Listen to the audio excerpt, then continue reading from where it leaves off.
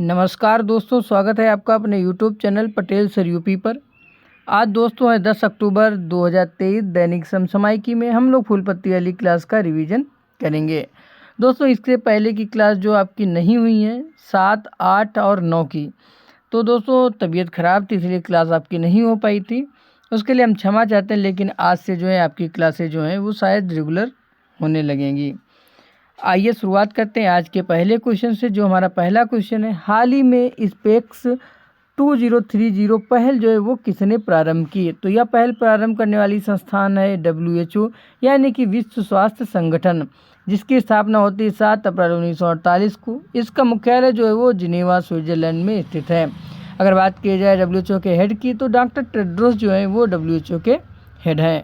अगर बात की जाए इसकी शुरुआत क्यों की गई है, तो इसकी शुरुआत गुणवत्ता मूलक नेत्र देखभाल के लिए शुरुआत इसकी की गई तथा चश्मे की समस्या से निवारण के लिए।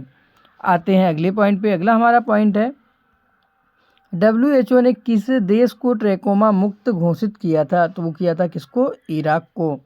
अगर बात की है WEF की, तो यानी कि वर्ल्ड इकोनॉमिक फोरम की, तो यह जो है global gender gap index report जारी करती है, जिसमें भारत की जो रैंकिंग है वो है 127। अगर बात की है WEF का जो मुख्यालय वो कहाँ पे है, तो इसका मुख्यालय है जिनेवा स्विट्जरलैंड में। अगला है WWF यानी कि वर्ल्ड वाइल्ड लाइफ फंड। इसका जो मुख्यालय की अगर बात की है तो ग्लैंड स्विट्जरलैंड में भी इसका मुख्यालय स्थित है। अगला पॉइंट है WTO यानी कि वर्ल्ड ट्रेड ऑर्गेनाइजेशन। इसकी स्थापना होती है 1 जनवरी 1995 को। इसका मुख्यालय जिनेवा स्विट्जरलैंड में स्थित है तथा इसकी जो हेड है वो है नागोजी ओंकाजा इवेला। अगर बात की जाए मायोपिया की, तो मायोपिया यानी कि निकट दृष्टि दोष की, तो इसमें दोस्तों दूर की वस्तु जो है स्पष्ट दिखाई नहीं देती है। यह रोग अधिकतर बच्चों में होता है। अगर बात की जाए इसमें किस लेंस का चश्मा लगाया जाता है, वो लेंस होता है अवतल। अगला पॉइंट है हाइपरमेट्रोपिया। जो हाइपरमेट्रोपिया है यह दूर दृष्टि दोष होता है। इसमें निकट की जो वस्तु होती वो स्पष्ट रूप से दिखाई नहीं देती है। यह जो होता है यह उम्र बढ़ने पर यह रोग हो जाता है। तो इसमें दोस्तों उत्तल लेंस का जो चश्मा लगाया जाता है। अगर बात की जाए प्रेस बायोपिया की, तो इसमें जो है दोनों स्पष्ट नहीं दिखाई देती हैं। प्रेस बायोपिया में दोनों जो यानी कि निकट दृष्टि दोष और दूर दृष्टि दोष दोनों होते हैं। यह जब बहुत अधिक उम्र हो जाती तब हो जाता है। इसमें जो लेंस होता है उसमें जो चश्मा होता है उसमें उत्तल लेंस और अवतल लेंस दोनों शीशे का प्रयोग किया जाता है। आते हैं आज के अगले क्वेश्चन पे। जो हमारा अगला क्वेश्चन है, नोबल पुरस्कार जो है अर्थशास्त्र पुरस्कार 2023 से किसके लिए चुना गया, यानी के लिए ये कौन चुना गया है इसमें? तो ये दिया जाएगा किसको? क्लाउडिया गोल्डिन को। क्यों दिया जाएगा? ये दिया है क्योंकि इन्होंने लेबर मार्केट में महिला श्रम के क्षेत्र में कार्य करने के लिए इनको जो है अर्थशास्त्र का नोबल पुरस्कार दिया जाएगा। इनके अगर बात की अर्थशास्त्र के नोबल पुरस्कार की, तो इसको दोस्तों रिक्स बैंक पुरस्कार भी कहते हैं। अर्थात अगर बात की नोबल पुरस्कार की, तो नोबल पुरस्कार जो है वो 1901 में शुरुआत होती है। 1901 में ये 5 क्षेत्रों में दिए जाते थे। 1969 ईस्वी में इकोनॉमिक्स का जो पहला नोबेल पुरस्कार दिया गया था वो किसे दिया गया था? वो दिया गया था रिंगर फिश को और जॉन टिम्बरजन को। अगर बात की जाए पहले भारतीय कौन थे जो जिन्होंने नोबेल पुरस्कार अर्थशास्त्र में पाया था, तो वो थे 1998 ईस्वी में अमर्त्य सेन, जो कि पहले भारतीय थे। इनको जो है यह दिया गया था लोक कल्याणकारी राज्य के लिए। अगर बात करें शांति के नोबेल की, तो शांति का जो नोबेल है वो दिया गया किसको? मोहम्मदी नरगिस को। ये कहाँ की रहने वाली? ये रहने वाली हैं ईरान की। अगर बात की जाए साहित्य के नोबेल की, तो साहित्य का नोबेल पुरस्कार दिया गया जॉन फासे को। अगला है भौतिक का नोबेल पुरस्कार किसे दिया गया? तो भौतिक का नोबेल पुरस्कार 3 लोगों को दिया गया। पहले हैं पियरे अगोस्तनी, दूसरे हैं एनी एल व्हिलियर, तीसरे हैं फ्रैंक क्रूज। इन 3 लोगों को भौतिक का नोबेल पुरस्कार दिया गया है। अगला है चिकित्सा का नोबेल पुरस्कार, तो यह भी 3 लोगों को दिया जाता नहीं 2 लोगों को दिया गया। पहले हैं कैटलिन कोरी को, दूसरे हैं कौन? विस्मैन। आते हैं अगले पॉइंट पे। अगला हमारा पॉइंट है रसायन का नोबेल पुरस्कार किसे दिया गया? तो ये दिया गया मोंगी जी बेवंडी को, दूसरे हैं लुई सी ब्रुस को और तीसरे जो हैं वो हैं एलेक्सी एकिमो को। इन 3 लोगों को रसायन विज्ञान का नोबेल पुरस्कार दिया गया है। आते हैं आज के अगले क्वेश्चन पे। जो हमारा अगला क्वेश्चन है, हाल ही में चुनाव आयोग ने किन राज्यों में विधानसभा चुनाव की घोषणा की है?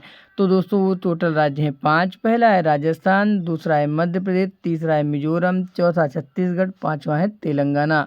अगर साथ ही चलिए आइए बात कर लेते हैं इनकी विधानसभा सीट की। तो राजस्थान में 200 विधानसभा सीटें हैं, मध्य प्रदेश में 230 हैं, मिजोरम में जो है वो 40 है और छत्तीसगढ़ में 90 हैं तथा तेलंगाना में 119 विधानसभा सीटों पे इलेक्शन होने वाले हैं। ये इलेक्शन जो होंगे वो 7 नवंबर से 30 नवंबर के बीच में होंगे तथा जो रिजल्ट आएगा वो आएगा कब? 3 दिसंबर को। आते हैं बात करते हैं इलेक्शन कमीशन ऑफ इंडिया की। तो इसकी स्थापना जो होती है वो होती है कब? 25 जनवरी 1950 को। अगर बात की जाए इलेक्शन कमीशन का उल्लेख किस आर्टिकल में किया गया, तो आर्टिकल है 329 में। 25 जनवरी को वोटर्स डे भी मनाया जाता है। अगर बात करें भारत के पहले मुख्य चुनाव आयुक्त कौन थे, वो थे सुकुमार सेन। वर्तमान में मुख्य चुनाव आयुक्त कौन है, वो है राजीव कुमार। अगर बात की जाए पहली भारतीय महिला चुनाव आयुक्त की, वो कौन थी, वो थी रमा कुमार। आते हैं अगले पॉइंट पे। अगला हमारा पॉइंट है कि चुनाव लड़ने की जो आयु होती है वो कितनी होती है। तो अगर बात की जाए प्रेसिडेंट की, वाइस प्रेसिडेंट की और गवर्नर की, तो इनकी जो है चुनाव लड़ने की मिनिमम एज होती है वो होती है 35 ईयर्स। अगर लोकसभा एमपी की बात की जाए तो उनकी होती है 25 वर्ष, राज्यसभा एमपी की अगर बात करें तो वो होती है 30 वर्ष और विधानसभा एमएलए की जो होती है वो होती है 25 वर्ष। अगर बात की जाए सी विजिल ऐप की, तो इसको इलेक्शन कमीशन ऑफ इंडिया ने जारी किया है। यह किस लिए कि अगर चुनाव में कुछ भी गड़बड़ी होती है तो आप इस पर शिकायत दर्ज कर सकते हैं।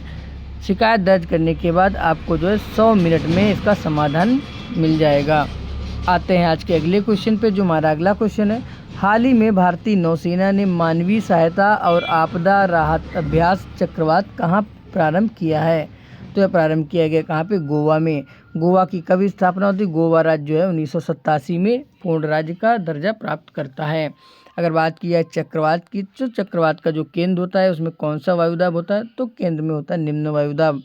ऑस्ट्रेलिया में चक्रवात को क्या कहते हैं? तो उसे कहते हैं विली विली।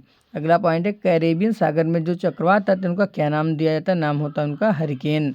अगला पॉइंट है कि विपर्जय जो चक्रवात आया था वो कहाँ पे आया था? तो ये आया था अरब सागर में। इसका नामकरण करता है बांग्लादेश, जिसका अर्थ होता है विपर्जय का आपदा या विपत्ति। आते हैं आज के अगले क्वेश्चन पे। जो हमारा अगला क्वेश्चन है, हाल ही में भारत के बाहर दुनिया के दूसरे सबसे बड़े हिंदू मंदिर का उद्घाटन कहाँ हुआ है? तो यह हुआ है कहाँ पे? न्यू जर्सी यानी कि यूएसए में।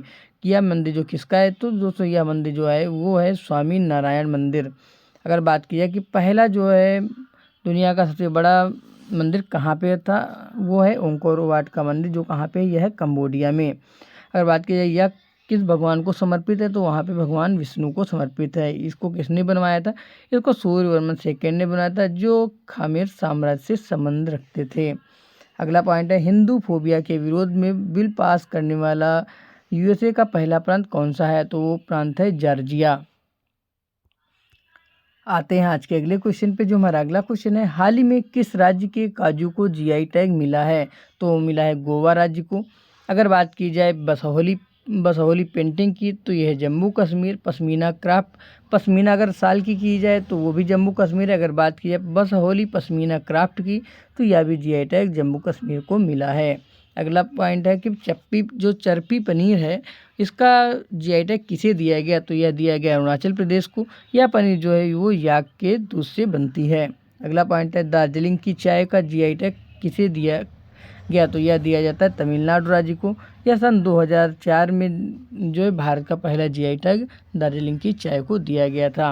अगर बात करें कम्बन अंगूर का जीआई टैग, तो यह दिया गया तमिलनाडु राज्य को। अगर बात करें सुंदरजा आम की, तो सुंदरजा आम का जो जीआई टैग है वो दिया गया है मध्य प्रदेश राज्य को।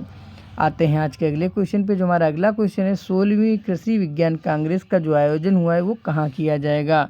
तो इसका आयोजन किया जाएगा कोची में।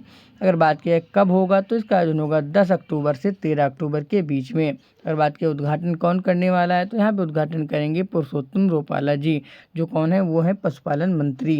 अगर बात किया क्यों इसका उद्घाटन किया जा रहा है या क्यों ये एक कांग्रेस का आयोजन किया जा रहा है, तो कृषि में नवाचार को बढ़ाने के लिए इसका आयोजन किया जा रहा है। अगला पॉइंट है, वर्ल्ड रोड कांग्रेस का जो आयोजन हुआ है वो कहाँ पे हुआ है? तो यह हुआ है प्राग में, जो कहाँ पड़ता है चेक गणराज्य में। अगला पॉइंट है INS विक्रांत। INS विक्रांत जो है वो पहला स्वदेशी विमानवाहक पोत है। आते हैं आज के अगले क्वेश्चन पे। जो हमारा अगला क्वेश्चन है, हाल ही में मैरोंग सुरंग कहाँ प्रारंभ हुई है? तो प्रारंभ हुई रामबन जिला में। पड़ती कहाँ पे? पड़ती है जम्मू कश्मीर में। अगर बात की जाए लंबाई की तो इसकी लंबाई है 395 मीटर। इसमें दोस्तों 2 लेन होंगी, यानी कि एक जाने की होगी, एक आने की होगी। अगर ये बात की किस नेशनल हाईवे पे स्थित है, तो ये नेशनल हाईवे जो है वो है NH44। कौन सा है? NH44। इससे पहले इसका क्या नाम था? तो इसका नाम था NH7। क्या था? NH7। आते हैं अगले पॉइंट पे। अगला हमारा पॉइंट है सिकुला सुरंग जो है वो किन जिलों को जोड़ती है या किन स्टेट को जोड़ती है? तो दोस्तों स्टेट है हिमाचल प्रदेश और यूटी है लद्दाख को। अगला पॉइंट है रोहतांग सुरंग का नया नाम क्या है? तो इसका नया नाम है अटल सुरंग। ये कहाँ पे थी? स्थित है हिमाचल प्रदेश में। अगर इसकी लंबाई की बात की है तो इसकी लंबाई है 9.02 किलोमीटर। आते हैं आज के अगले क्वेश्चन पे। जो हमारा अगला क्वेश्चन है, हाल ही में गंगा डॉल्फिन को किस राज्य ने जलीय जीव घोषित किया है? तो वो राज्य का नाम है उत्तर प्रदेश। अगर बात की जाए गंगा डॉल्फिन की वैज्ञानिक नाम की, तो इसका नाम है प्लेनिस्टा गंगेटिका। प्लेनिस्टा गंगेटिका। इसे जो है सूसू भी कहा जाता है। अगर बात करें 5 अक्टूबर की, तो 5 अक्टूबर को राष्ट्रीय डॉल्फिन दिवस भी मनाया जाता है। सन 2009 में डॉल्फिन को राष्ट्रीय जलीय जीव घोषित किया जा चुका है। आते हैं आज के अगले क्वेश्चन पे। जो हमारा अगला क्वेश्चन है, हाल ही में चर्चा में रहे समक्का केंद्रीय जनजाति विश्वविद्यालय का संबंध किससे है? तो इसका संबंध है तेलंगाना राज्य से। अगर बात की उद्देश्य की, किस उद्देश्य से इसको विश्वविद्यालय को खोला जा रहा है, तो इसमें दोस्तों आदिवासी जनजाति को क्वालिटी एजुकेशन मिल सके, कल्चर सीख सके और हायर एजुकेशन भी मिल सके। इसमें बजट जो है वो 890 करोड़ रुपए खर्च होने वाले हैं। तो दोस्तों आज की क्लास आपको कैसी लगी है कमेंट करके बताइएगा। क्लास अगर अच्छी लगती क्लास को जो है वो लाइक कीजिएगा, चैनल को सब्सक्राइब कीजिएगा तथा अपने दोस्तों में अधिक से अधिक शेयर कीजिएगा। इस क्लास की अगर PDF की बात करें तो PDF आप हमारे टेलीग्राम चैनल पे मिल जाएगी, जिसका लिंक जो है वो वीडियो की डिस्क्रिप्शन बॉक्स में दिया गया है। वहाँ से आप टेलीग्राम चैनल को ज्वाइन कर सकते हैं और PDF को जो है वो डाउनलोड कर सकते हैं। तो दोस्तों आज के लिए इतना ही, फिर मिलेंगे कल इसी क्लास के साथ। तब तक के लिए बहुत बहुत धन्यवाद।